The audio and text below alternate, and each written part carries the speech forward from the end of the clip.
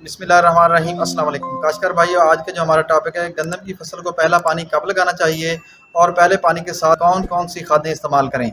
आमतौर पर गंदम की फसल को काशकार भाई 18 से 25 दिन के अंदर अंदर पहला पानी लगा देते हैं।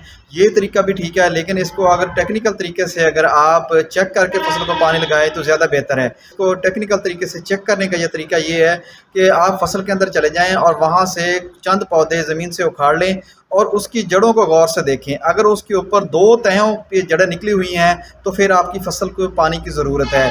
दो तहें इस तरह हैं कि जब आप फसल काश करते हैं तो उस वक्त जो पहली जड़ें निकलती हों, जो जर्मिनेशन के लिए निकलती हैं, और उसके ऊपर थोड़ा से फासले के ऊपर क्राउन रूट्स, जिसको हम ताज वाली जड़ें कहते हैं, वो निकलती हैं।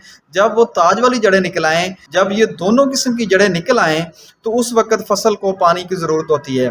तो ये रेतले रकबे पे, मेरा ज़मीन पे और बारह मेरा ज़मीन पे इसका वक्त का फ़र्क हो सकता है कि अगर रेतली ज़मीन होगी तो ये जड़ें चंद दिन पहले निकल आएंगी, यानी कि 18 दिन के अंदर निकल आएंगी। लेकिन अगर आपकी मेरा ज़मीन है तो ये फिर 20-22 दिन के अंदर निकल आएंगी। अगर आपकी ज़मीन भारी मेरा ज़मीन है, यानी बहुत ज़्यादा ज़रखेज़ ज़मीन है, तो ये आपकी 25 से 30 दिन के अंदर निकलेंगी। तो ये जब जड़ें ये निकल आएँ तो इसका मतलब है कि फसल को आप पानी की ज़रूरत है। उस वक्त आप इसको पानी लगाएंगे तो ये बेहतरीन फसल को वक्त पानी देने का वक्त होता है। तो इसके ऊपर खादों का जो इस्तेमाल है, पहले के पानी के ऊपर अगर आप फास्फोरसी खाद बिजाई के वक्त इस्तेमाल कर चुके हैं तो बहुत अच्छा है। लेकिन अगर आप किसी वजह से बिजाई के वक्त फास्फोरसी खाद यानी डीएपी वगैरह इस्तेमाल नहीं कर सके तो आप पहले पानी के साथ डीएपी 1.5 बोरी और 1 बैग यूरिया का इस्तेमाल ज़रूर करें। अगर आपकी ज़मीन का पीएच ज़्यादा है, यानी कि उसकी ज़रखेज़ी में कोई कमी है, तो फिर आप ह्यूमिक एसिड का या सल्फ़र का इस्तेमाल ज़रूर करें।